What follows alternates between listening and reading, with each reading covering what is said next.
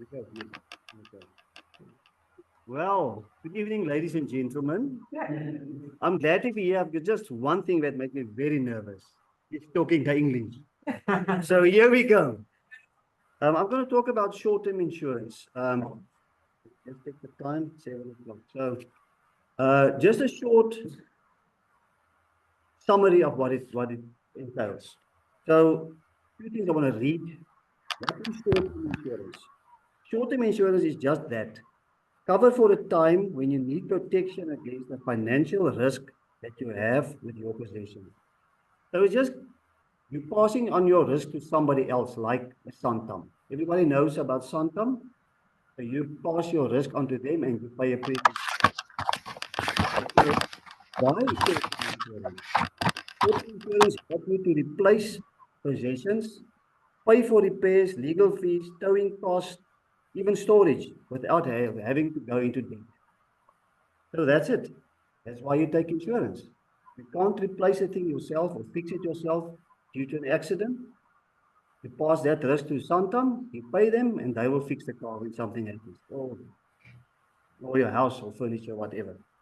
Okay, so you got different types of insurance. You've got personal lines, companies, businesses, farming, etc., etc. For every sphere in this country, you've got uh, some kind of insurance that you can take out. Okay, simple one, uh, personal policies. What can you cover under that? You can cover your building. Stay in town, you've got a house, and you've got contents in that house, your furniture. And all of that is covered for stuff like um, fire, lightning, storm, wind, water, rain, hail, anything like that. The house, the building, and the contents. If anything happens to that, the insurance will pay. Then you've got all risk cover. That's stuff that you carry on your person, like your watch, your glasses, your what you call this, earrings or whatever. That's personal stuff, but it does not include electronic stuff like a smartwatch, a cell phone, a tablet. When you carry on that, that's items that need to be specified, but it can be insured. Almost anything you can think about can be insured. Cost money. All right. What's there then? Okay, and then you've got vehicles. Most of us have vehicles. If you buy a vehicle on a hire purchase agreement, you have to have insurance. So you've got 4 different types of insurance for a vehicle.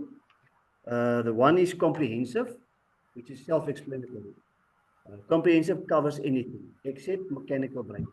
That's the other insurance you take out with the company you buy the car with. But for short-term insurance like Santam, anything that happens to your car, when it's in a crash, when it burns, when it's struck by lightning or hail, anything covered for that. Then you got another one, comprehensive, excluding theft and hijacking. So everything is covered except theft and hijacking. Then the third one, and comprehensive is the most expensive. Then it gets cheaper and cheaper and cheaper because it's got less cover. The third one is third party, fire, theft, and hijack. Then all those stuff is covered except your own vehicle's damage. So if you're in an accident and you damage a third party's vehicle, that will be covered, but your own damage will not be covered. But when your car is in a fire or is stolen, then it will be covered. And the last and the cheapest one is third party only. That's for the old vehicles which I have. You don't care about the vehicle that much. If you drive into some of these guys' expensive Mercedes-Benz, at least that third party's damage is covered. Because you cannot afford to fix another guy's Mercedes, but Santam can. All right. If you got comprehensive cover for your vehicle in your house, you also get something like assist. Assist is a number that you can call when you're in trouble in your house or gives it that burst, or in an accident in Cape Town, you're not staying there. You call the assist number. They will send an authorized breakdown to come and fetch you, take you to a place of safety. So that's also some kind of gemoedsrus. What's that? Peace of mind. Peace of mind. Peace of mind when you're out of town and then you can have that kind of assistance. And there's a few other items you can cover. Then on all the policies, you've got the option to take out SASRIA, which is the South African Special Risk Association, which covers against public, what is it? Well, people taking part in a riot and so on. So then you're covered for that as well. Somebody throw your car with stones, or then SASRIA covers that. It's part of your policy. Then just one thing I want to highlight is the excess. Excess is the amount that you have to pay to help with the repair of the vehicle. So say for example, your excess for the vehicle is 5,000 rand and the damage is only 4,000, you pay out of your own. The damage is 20,000, then you pay the 5 and Santam will pay the 50. But there's also an option to buy back that excess. We'll say you pay an extra premium and you don't have any excess. They will pay all of that. That's in short personal line. So then you go to the commercial and farming, and there's a whole list of stuff you can cover, but something like livestock can be insured.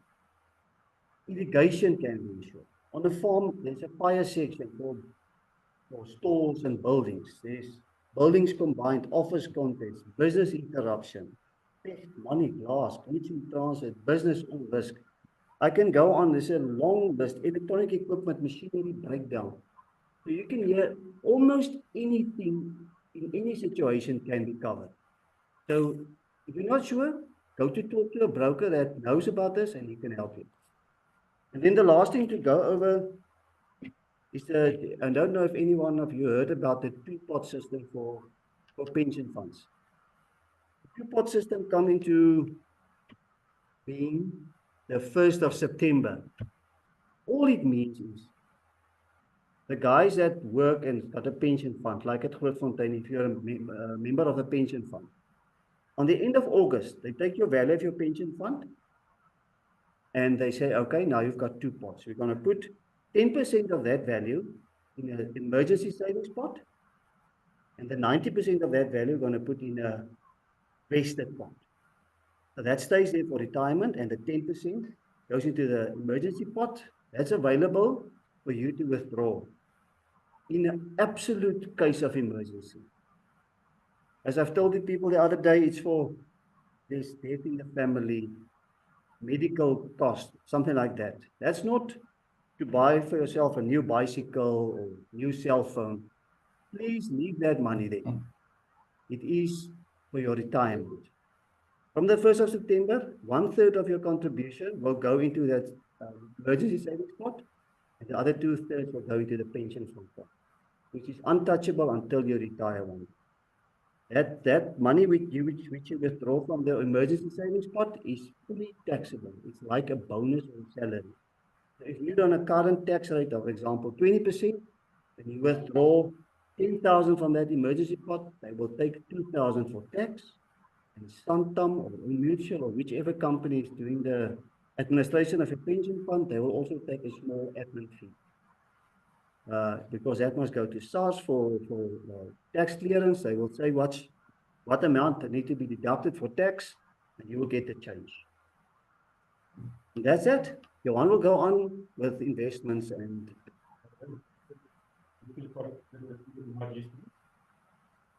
No, there wasn't. There was only one pot. Yeah. Only when you retire, there was no emergency fund, which could be accessed time. That's it. Thank you, Dave. Okay, go. Where does trustee God in insurance go? That's a good question. You're stirring the third pot.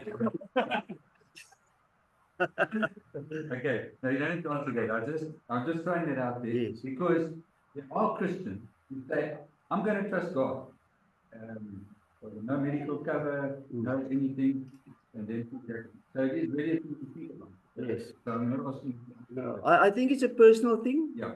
I think you have to clear that out with God. With God.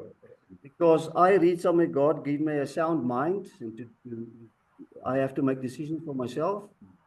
And I'm in that business, so I think it's part of my responsibility to make sure that I am safe for tomorrow and the day thereafter. So, but that's a personal thing. If somebody believes that he doesn't have to take an insurance, that's his thing, and I can't say anything about that. No, that's a very good one. So that's like the thing in the New Testament, Paul writes about eating meat or not eating meat. It's a personal that has been sacrificed to idols, I should say. It's a very personal thing. But for the men, can we say, men, you've got to look after you. But make sure you don't know when is your last day. If you're gone, is your wife look after you. Yeah. She wants 4/3 of the pot. Thank you. There you are. Good evening, ladies and gentlemen. Mine is about investments. I think it's a very wide topic. It's difficult to do in 10 minutes. I'm gonna bit louder. I don't have that louder voice. But okay, so the idea is just to get the principles of investing. There's a couple of principles that's universal that you can apply to all. One thing is time. If I save for a year, I can 200 Rand a year or a month. That's 2,400 Rand. It doesn't sound like a lot, but if you carry that on for 50 years with the interest that comes, then that's a different picture. So it's a lot about time and discipline, keeping on and making sure you cater for inflation. That's a big thing on investments. If you don't beat the inflation, then you basically becoming poorer. So, like in our country, the target is between 3 and 6. At the moment, it's just 4.6%. So, if your investment doesn't get more than that, means your money is actually getting less. So, that's something. So, you can't just put your money under the bed. That's not a good investment strategy. One, it can be stolen. So, it's not safe there. And the other thing is you're losing money, basically. And then the other thing is, so time, discipline, and consistency, that's covered that. Next thing is which vehicle to use, because there's different vehicles for different purposes. If you want to save for a vacation, you put it in a place where you can access the money. You don't put it in your pension fund, because you can only get a portion of that. And that is for retirement. So that's to make sure when you're old and you maybe can't work anymore. There's a lot of examples, or disabled or something. You want to have that money. Otherwise, you're going to have to rely on the government to give you a SASSA grant, which we always hear people complain that it's not enough. And we can understand it's not enough because the government doesn't have money to give to everyone to retire. So they have to use the money they get to keep the country running. So they only have a portion that they can give. So the best is for you to take responsibility for your own savings for retirement, so that you don't just rely on government or on handouts in the end, because that's the case for some people. So one of the vehicles for retirement that we normally use is annuities. There's a couple of advantages. You don't pay tax in the funds. So if you have a normal discretionary investment, you pay tax on your returns. In an annuity, you don't pay tax. Then there's also at the end, when it's out of your estate. It's not part of your estate, the annuity. So that helps a lot. It's not, so that tax savings, the tax deduction you get annually, that is a big benefit. So government actually gives you incentive to save. So Lots of the previous in the older generations, there were policies that had a lot of cost hidden behind. So you couldn't always see what the cost was, and the returns were not as good. So many times you hear older people say, "No policies, I don't believe in them." Okay, so there's been a big change in the industry. So there's a lot of rules, a lot of paperwork you have to do to make sure that you're giving the right advice. So it's very difficult to just give something that's not suitable. So that's always we have to give a record of advice to say, this is the reason I'm giving you this product. These are the options I considered. I explained it to you. So there's a lot of protection. So you shouldn't be afraid to ask someone to help you with that, because the sooner you begin, the better, especially you young guys. If it's 200 or 100 rand a month, some cases there's a minimum, that doesn't matter. So you just pick one and you just start and continue. Because I've got an example, a farm worker of mine, he said, I always try to get them to save, but they never do. They buy at Lewis, and then they say they don't have enough money. So the one guy listened to me.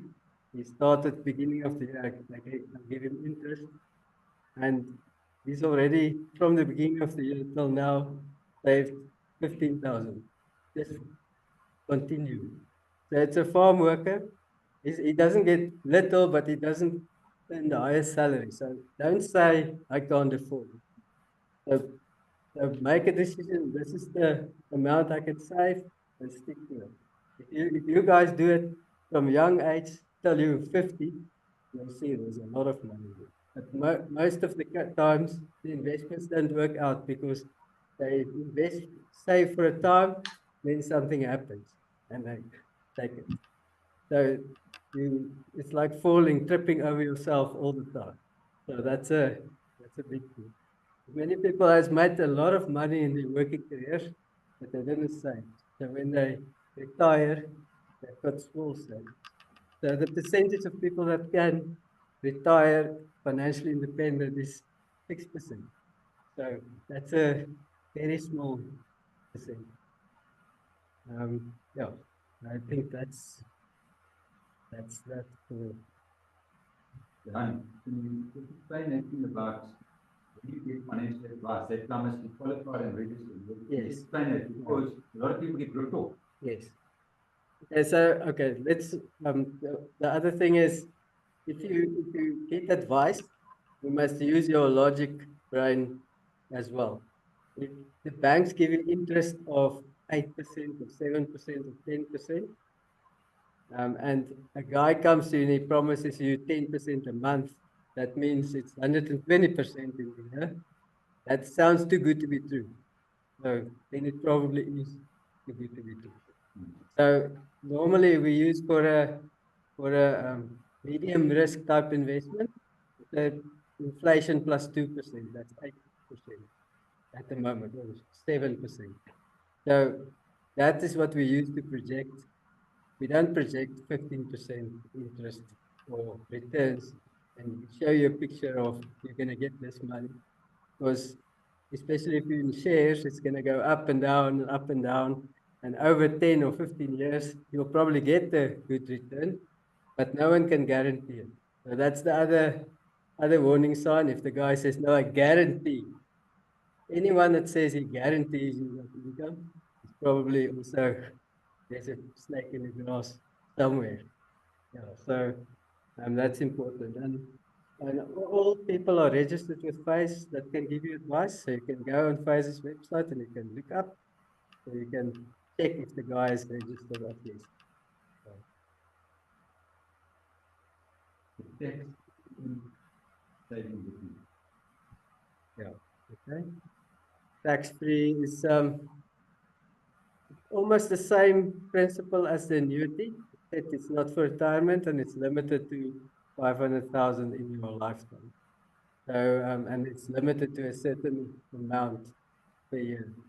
I didn't check the, it's 36, that's somewhere there. And then when you deduct, when you take money out, then it doesn't um, reinstate. So you can only, it's a fixed amount. There's no tax on it. There's no tax in, yeah, it's your own savings. Yeah. So there's no tax in the fund, it's your own savings. So there's no other benefit like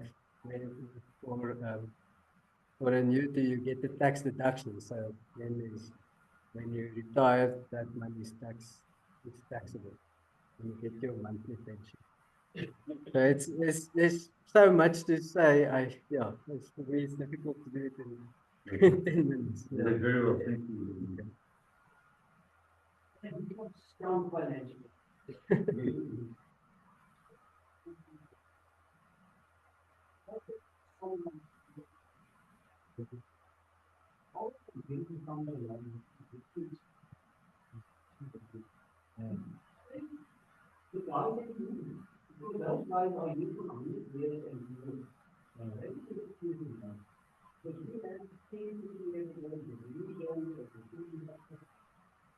A lot of money out of it. Because the company's education, the money is gone. Yeah. If you go to investment, you will be doing the quality, someone,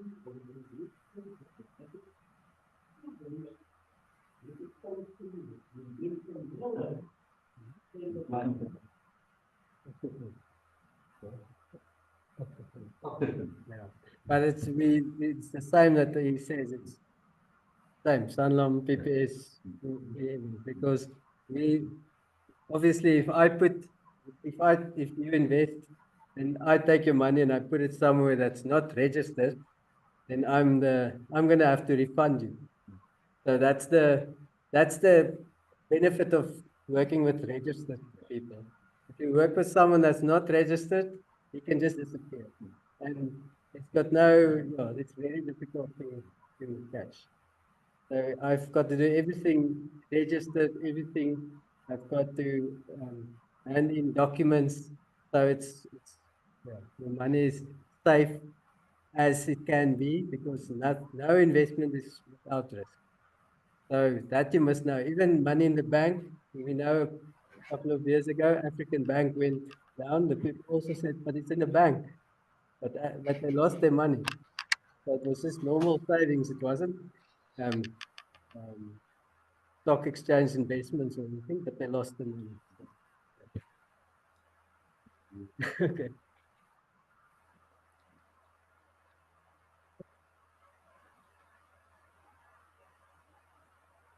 Good evening, everybody. Hi, Vaughan. Nice to see you. Guys, okay. So I'm going to talk about a bit about tax, a few taxes. So I first want to explain. So say, for instance, you earn a salary. There's the salary. There's certain things that you can deduct: medical aid and medical expenses, pension funds, and retirement annuities. You are being taxed between 18 and 45% on your tax, on your salary.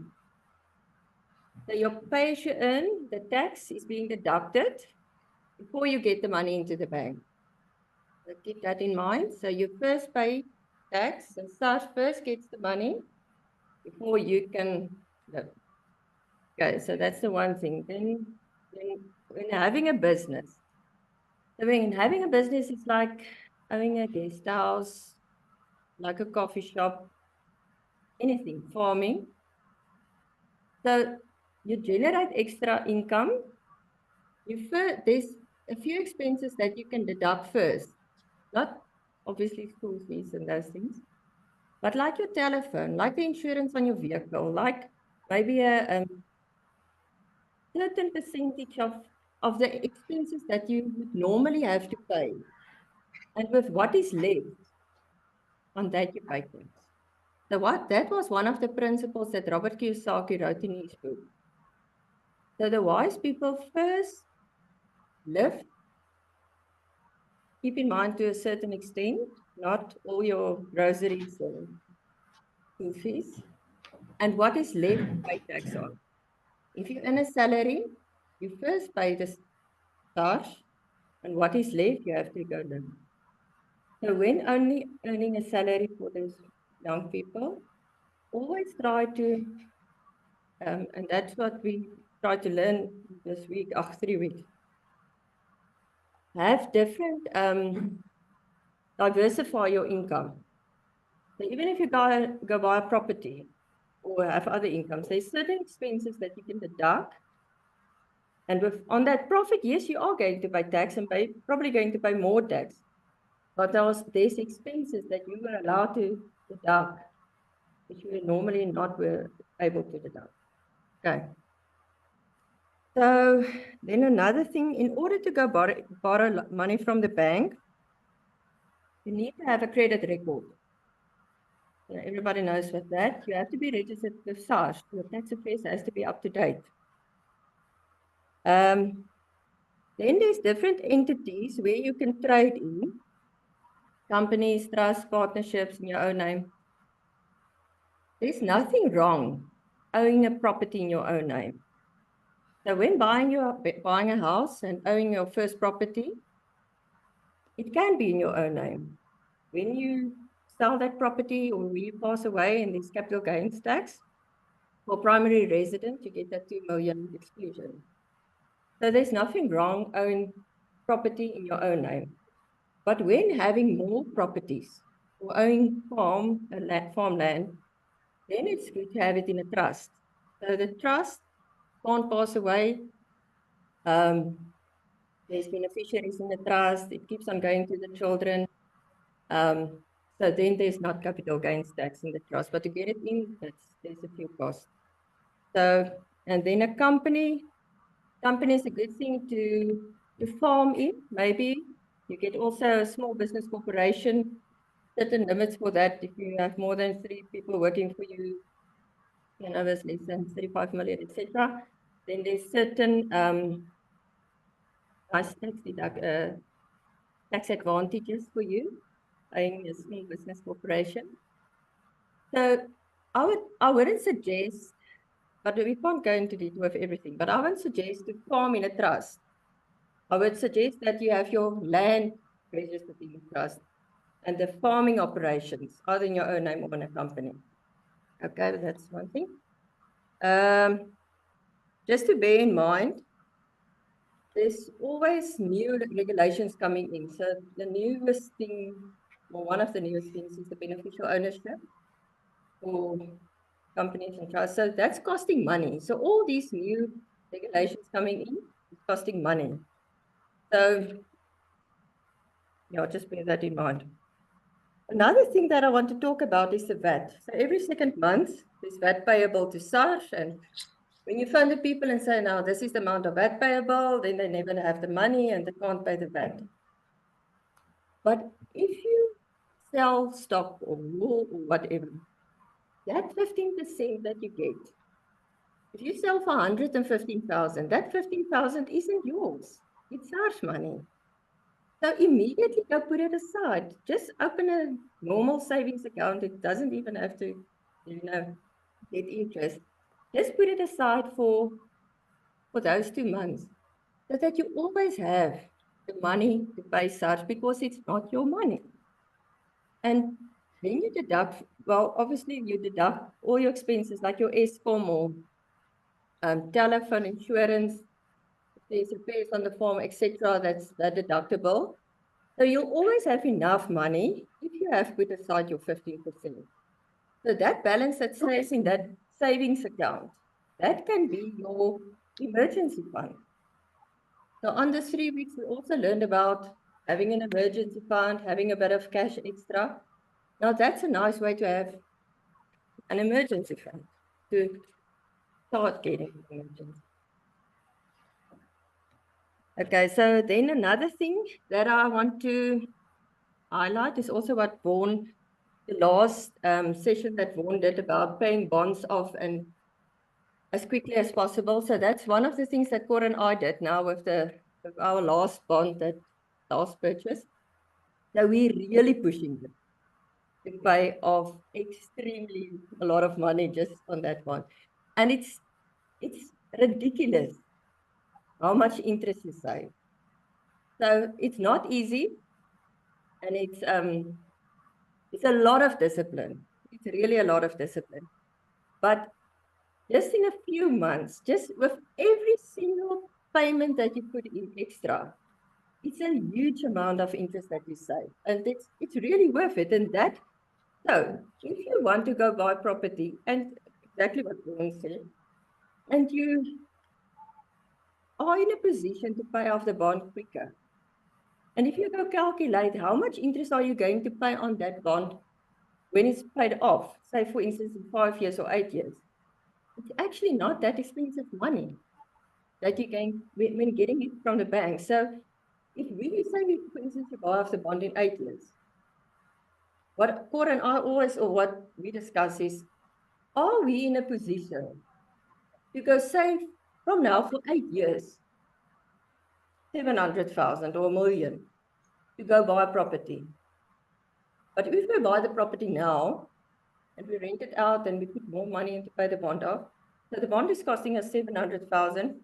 Let's say with that interest, it's going to cost us now 1 million. But now we have a property in our wealth pot. So ons should have been able to save R1 million in 8 to 10 years. We wouldn't be. Not the two of us. So. They say you gotta know yourself. That's on page 3. Okay. So you have to live within your means. So don't buy or borrow more than you can afford to pay back. So,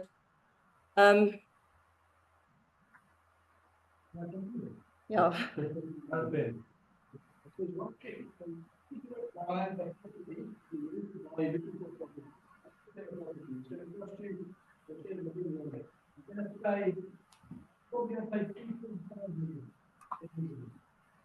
The 20 years.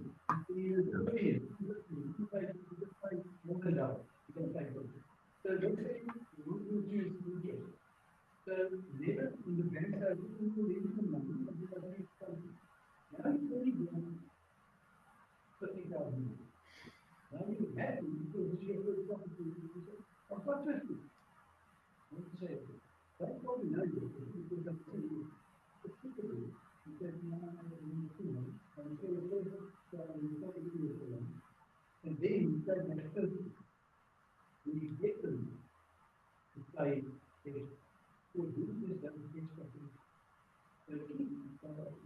keep that money, to pay the extra. Also, the third, this is your time, and you can put it in there, and this is your amount, the people, and those are the things. So it's always the thing, the only thing about is the only thing is people. So when you make things that you can do, that's why more you make it there, far better. Because you feel it fast. And then additional thing, when you have the power of 6 or 8 years, but they don't lose it, they took the chapter of the income. You understand what I'm saying? So you pay 10,000 back. You pay 8,000 rand equal. You pay 2,000 rand income. That's how you do it. The 1,000 extra. You pay another 10,000.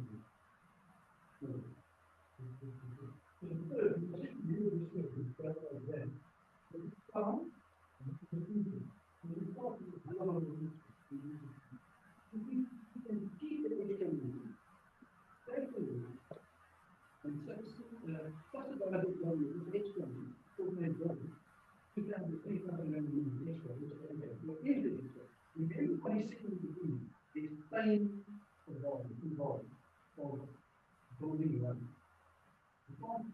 Must be the primary study, you have to find and reading. That graph is, that graph of Dit what was they nou are. laas week se sessie wat jy nie geluister het. Yeah. So I just want to say, before Naomi goes on, that Tell me what your first property is. Rented it out? You never see that. Okay, with my dad. So, yeah, that's just another thing that Cora and I didn't inherit anything. We got 4 chairs. My sister bought us, his mom, for 50 rand a chair. We got nothing. So, but Johan said time. And time is a great thing. And you must just live within your means and just take the risk and go out and do it. The best time is now to do anything. Okay. Okay. So another thing is, which I wrote down here, is your financial position within your family needs to be discussed with the family members.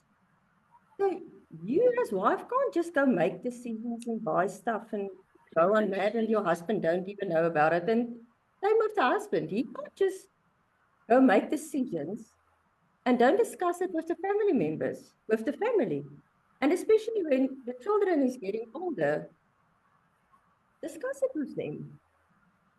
Because the whole family must live within this bracket that's affordable for everybody. Then, okay, just a bit of your last will and testament. That also needs to be communicated. So often we see that the older generation, they have their will done.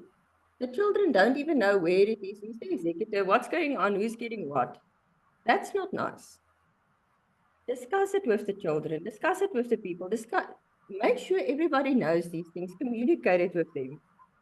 So make sure you have a proper will, get good advice for it. There's different scenarios. If the husband passed away first, then the wife or the whole family, who's the guardians for the children, is there sufficient life insurance or cash? Is there a certain part that needs to be inherited maybe just to the wife and the rest to the trust? You don't transfer your things to a trust while you were still alive and going to do that when you pass away because you maybe have sufficient life cover and will do it by death. Then you can, for instance, inherit the farm to the trust, inherit the livestock to the wife. So then you get you make use of the 3.5 million exclusion for estate duty tax, and then the wife can, pass it over to the trust or whatever.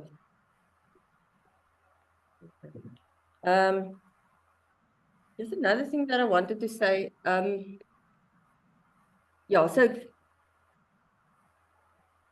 maybe sometimes in your family, you can get good advice.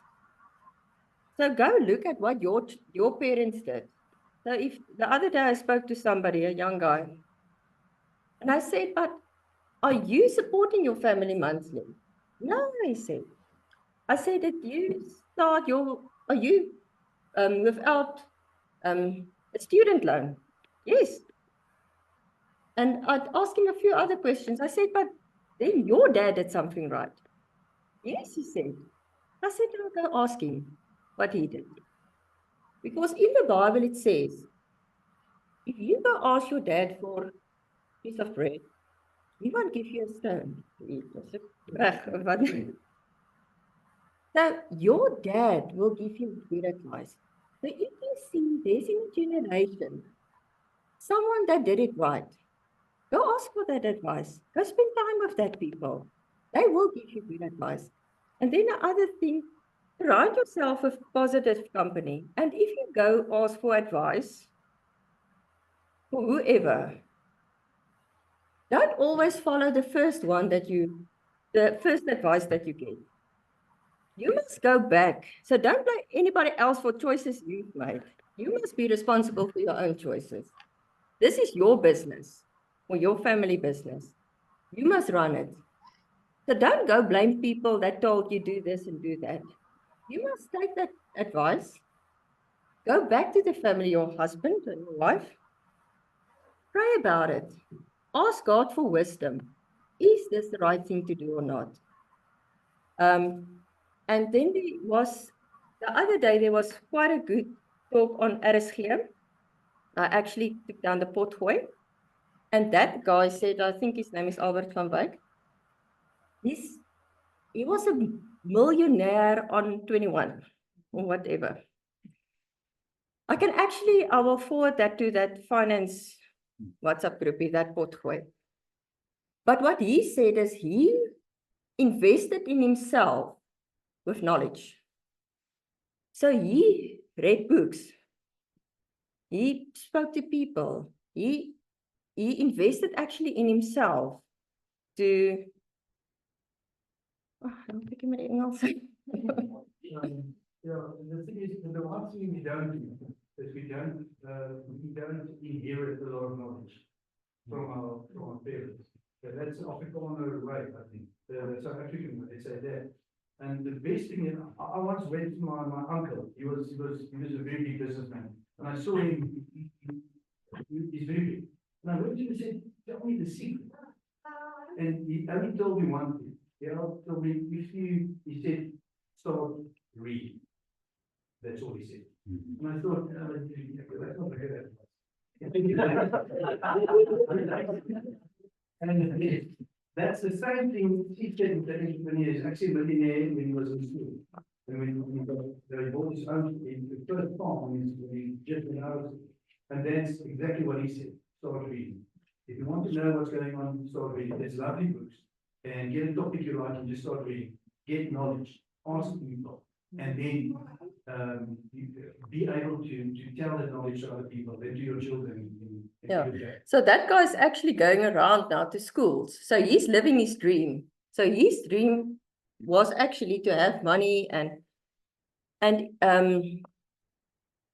give that knowledge over to other people to live their dream. And that's actually what he has companies and houses and everything that's earning him interest, money, monthly. So he don't have to work. And he goes to schools for free and give them all this knowledge that he has for free. You know, to go tell it to everybody, to other people. So nobody owes you anything. You are responsible for your own freedom. And so we also did that familieboerdery seminar in George, that landbouweerblad ding. And when I was there, then I realized that, yes, you know, but we don't have this big family boerdery that's going to go over to Corneel, and we don't have that. But then I've realized that we have a family business. We must dream big, just our family. We must dream big. Even if we can just a few houses and our farm, if you put that in a trust and bestuur dit reg, dan het jy nie nodig vir 'n hele familie boerdery besigheid nie.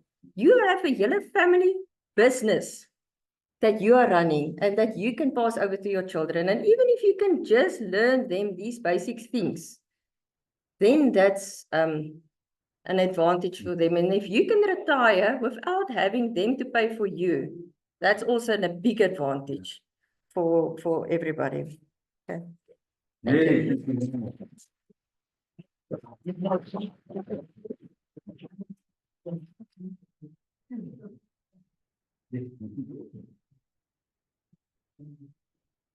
Well, I'm so glad thanks for sharing some of the things that are not so easy on sharing, Naomi, with the walls and estates I'm talking about. So hello to everyone, and Vaughan, welcome. And yes, he is.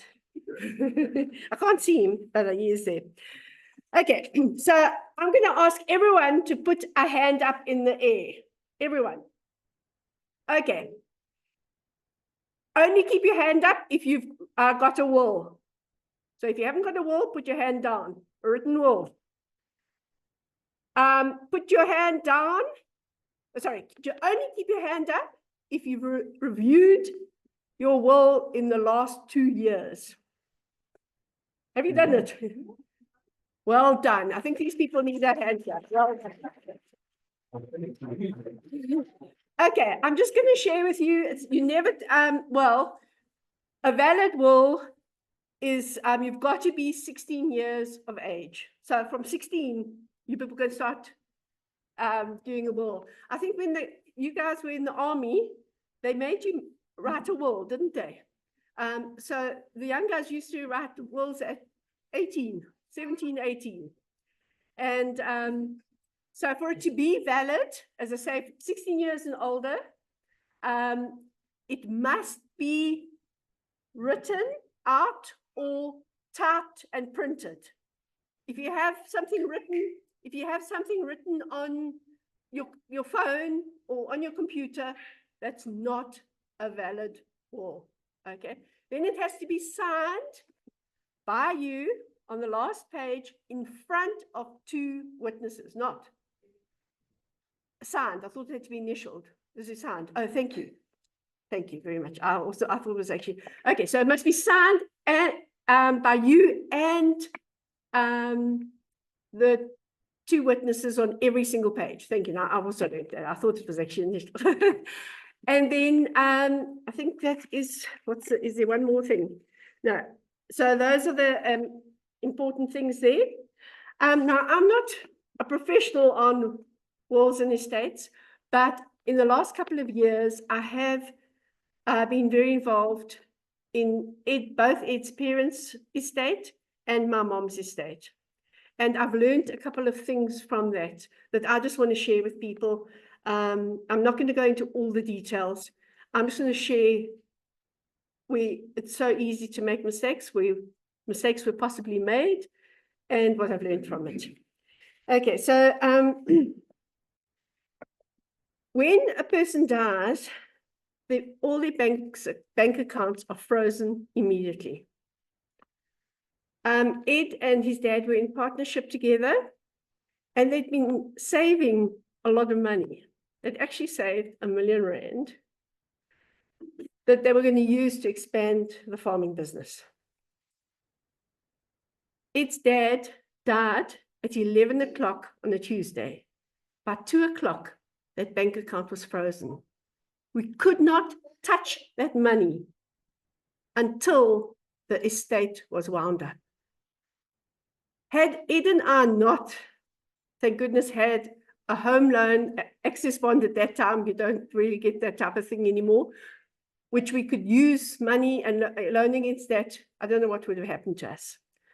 So when my mother was dying, we don't all, as I have the privilege of knowing when someone's going to die, but with my mom's case, we were there, we knew she was going to die.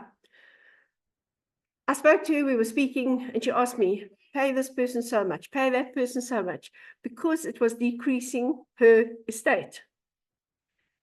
And just before, I also withdrew, with her permission, obviously, I withdrew nearly all her money and put it into my dad's account, and I could use that money to pay things. And obviously, that would fall under loan, but it meant that there was still cash available to pay, to use. So just think about those type of things, and there are ways of, sorting that out. How long did it take to wind up? Yeah, okay, my mom's estate was really, really simple. And I'll also tell you why. It took 3 years to wind up my mom's estate. And the government is making it more and more difficult. The Master of the Court is not wanting to just sign off estates, and they're not wanting to. The reason why, this is also something that's changed from when Ed's parent died to when my mom died. You were taxed up to when the person died. And then afterwards, they just sorted out the the estate. But now, when a person dies, you get taxed up to that stage, then you have to register the estate as a taxable entity. Sure. Just to correct me if I'm wrong. But so you have to go and register the person. And the bad thing about this is that there are no rebates for that person once they have died. So I'm just going to give you the figures. In my mom's case, she was over 75. So her taxable, where have I written it down? Sorry. A taxable rebate per year for being over 75 would have been 29,824 at today's value. So it's nearly 30,000. Now imagine that's a 30,000 that the government is getting per person who's over 75 every single year. Why do they want to wind up those estates quickly? Okay, over 65, it's 26,678, and under 65, it's about 17,235 rebate, okay, that you get, that you can deduct from your tax, okay? So understand why estates are not being wound up quickly. The government is making a hang of a lot of money, okay? So you've got to be really clever to, not only really clever, read up about things, ask people advice, seek financial advice, okay? Yeah, speak to people about these things. And yeah, there are companies that will give you free advice and do an estate planning for you free of charge. Let me tell you, nothing is free. Okay, nothing is free. Why do they do it for free? Because they make you sign that they will be the executors. And they get the executor's fee, which is on your gross value of the estate. The executors get 3.5% of the gross value. Okay, plus VAT. If they're registered for VAT, you have to pay VAT as well. Then, on post-death, on the income that you get after that person died, they get 6% plus VAT. Right. So, Right. yes. So be very, very careful who you appoint as the executor in your estate. I've been given the advice that rather appoint someone that you really trust and know, and who knows a little bit about estates and that, but rather appoint that person, then they can appoint someone or give someone the power of attorney to act as an executor, and you can negotiate the percentage that you don't have to pay that, but these other companies take this. We've negotiated where we only paid half of that amount.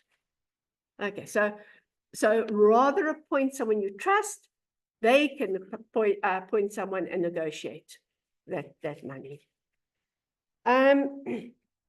Okay, because because we've been involved in farming, and because a lot of the people here are into farming, I want to just share shortfalls and places you must really watch for. Naomi mentioned putting your land into a trust, okay, because then you're not going to, you've got a big tax deduction on, especially on capital gains tax, okay. I would also advise, and I'm going to explain to you now, to put livestock into a trust. Because in your estate, you're going to pay capital gains tax. And so if you bought a farm for 1 million, and when you die, it's valued at 4 million, that 3 million capital gains tax will, okay, 40% of it will be added to your taxable income. Just correct me if I'm wrong.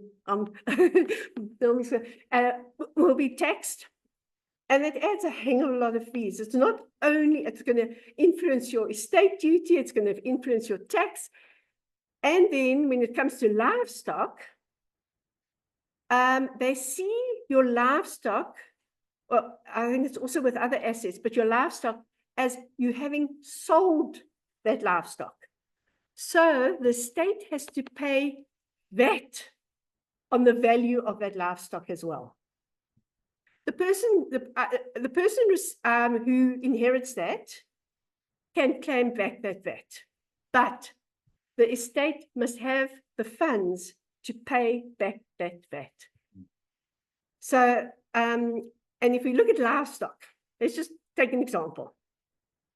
A ewe, say we value a ewe at 1,500 Rand. I mean, Tinus's ewe will be valued at more, but okay, we're going to say 1,500 Rand. In your financial statements, that ewe is valued at 4 Rand. So the difference, 1,496 Rand, is seen as a capital gain. And that full gain, you will be paying capital gains tax on it. Sorry, income tax? Sorry, income tax on the capital gain. Sorry. A cow, for example, say it's valued at 12,000 Rand. So this is per animal. If you've got 100 animals, you must multiply by 100. Cow valued at 12,000 Rand, it's valued in your books at 40 Rand. So 11,960 capital gain, 40% will be included in your taxable income, and you get taxed on that. Okay. So Standard values. okay. Yeah, sorry. Standard values, yeah. The farmers do have the advantage that your livestock are valued at the standard values, which are very, very low. Okay.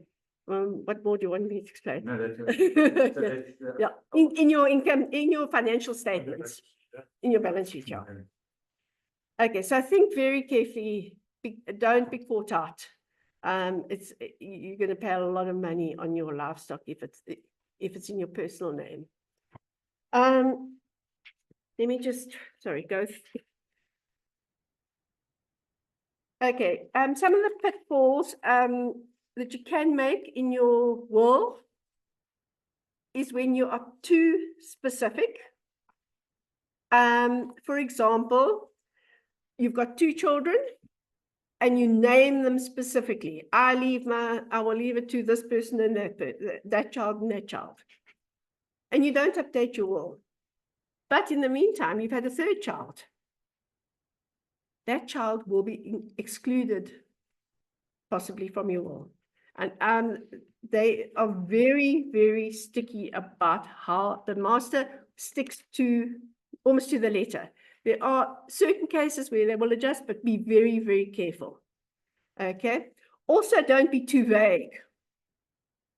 I have a bicycle. I'm going to leave it to my boyfriend. Well, a whole lot of guys might claim to be your boyfriend. Okay. Okay. I'm just okay. And be very careful in your will not to rule from the grave. Don't rule from the grave.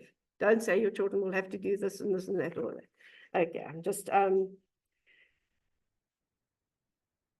yeah, I think Naomi dealt with quite a lot of the. You must be just ensure that your liquidity of your estate, so that there is money to be able to pay all those duty, the money that has to get paid out.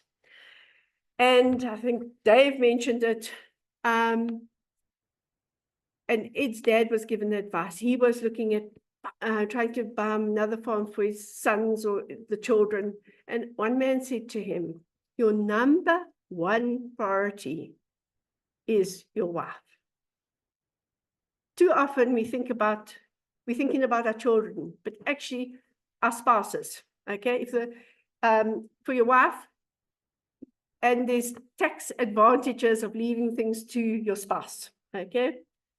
Obviously, if you're both going to die, you need to include that in your will, that if we both die, what will happen, okay? But try and leave it firstly for your spouse.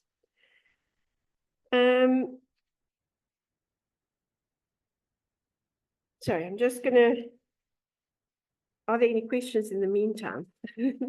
Just make sure that I've done everything that I was meant to. Oh, there's so much, but I'm not going, I think that's all. Are there any questions? Yes. Can I just say something? If you want to job or work, go to somebody that works with you.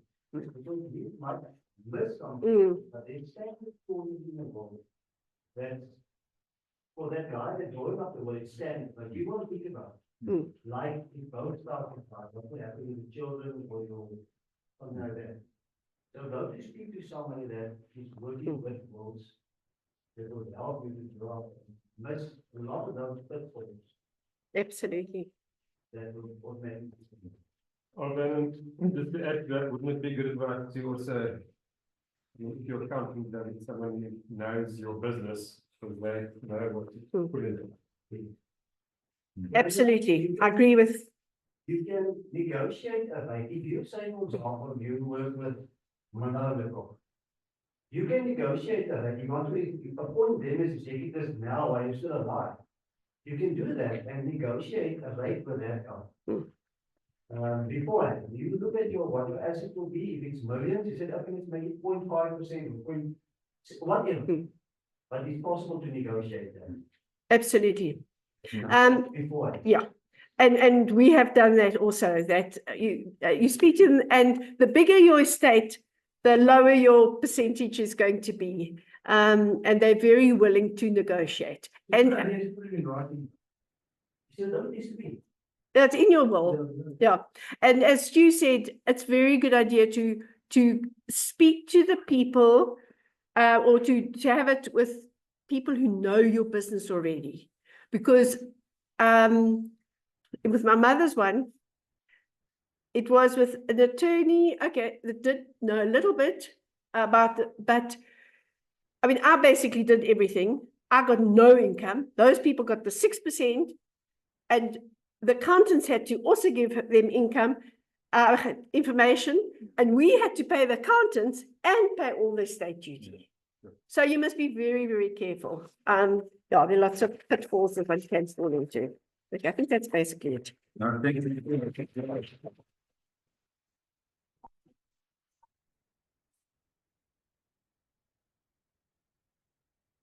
Hi, everyone.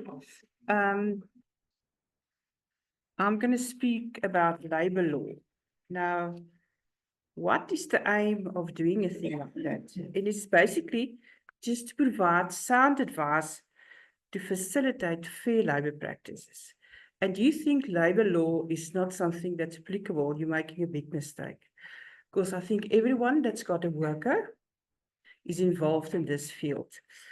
The service that will be provided is, first of all, you start with your employment contracts. It's not necessary for a contract.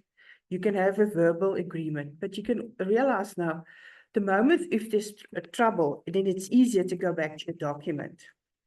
And what I would advise is that beforehand, you decide what is the misconduct, what you do regard as misconduct. And you decide what is going to be, what's going to happen to that. If you do this, you're going to get a warning. If you do this, you get a final warning, stuff like that. Arrange it before the time. Because if the pauper strikes the fan, then it's going to be a bit difficult to decide what you're going to do then. And disciplinary procedures is a very vital thing, because it's part of our constitution that if a person is a worker, says he is found guilty of misconduct, he should have had his turn to present his case. If you've got a substantial claim, so you are right to fire the guy, but you didn't go according to procedure, this thing is going to be thrown out, and you will be paying penalties. That brings me to the CCMA procedures. That is the thing that's being it comes from the government side. It's a very easy procedure, and it's basically cost-free. And I've realized now you can also do it online. So you don't even have to go to the CCMA procedure. For you as an employer, the first time you realize that there's a problem is when they serve the summons on you. And normally you have to go to your local, it's normally in the same time. And at the CCMA, only somebody from the union can help you, or somebody from a workers' association. Now, I'm not going to form a workers' association, so there's a lot of detail involved there, but I can assist you by saying, we can sit there, you are there at the table, but you can ask me for advice and I can brief you before the time. You can understand that as CCMA is developed for the workers, they do not want a lot of costs involved. So no lawyers are allowed to help you there. But we can give you advice. This thing that happens here in our district a lot is labor inspections. And I don't know whether you've realized it, but it is as if they target the easy ones. They come to you every year, and then you know there's your neighbor, that nothing of him is in order, but they never go there. We discussed it lately at the Farmers Union meeting, and somebody said they phoned the department and I said they are only allowed to come for inspection every 9 months. We had that problem when my husband was still alive. Him and his brother was farming together. So they used to stay at Celtis, and then they can go there to the office, and they can quickly after breakfast just peruse the documents, and they come to our farm every time. And then I said, no. You next time, you can come here, but before you come here, you should give me proof that you visited this and this and this farm. I didn't mention names, but I said you should go to the neighbors as well. All right, and then the big thing is retrenching. There's twofold things. You know, sometimes you want to sell your farming business, and the law says in section 197, the workers are also going over, but they should go over with the same type of advantages or privileges. Otherwise, they can claim constructive dismissal, and then you'll have to pay for that. So make sure about that. And then retrenching, it's basically to do with companies that want to downscale. They said, listen, yeah, I've had a big enterprise, but things are not going well. So I'm going to let go of some of my workers. And there's specific steps you need to, and they're very strict with that. If you just let go the guy, you just pay him a little bit, you'll pay a lot afterwards of fees and stuff like that. Yeah, then yeah, that's basically it. Like I said, labor law is something that touches every aspect of our lives. And you will be wise to start by getting the right contract, because it will save you a lot of trouble afterwards. All right, I'm done.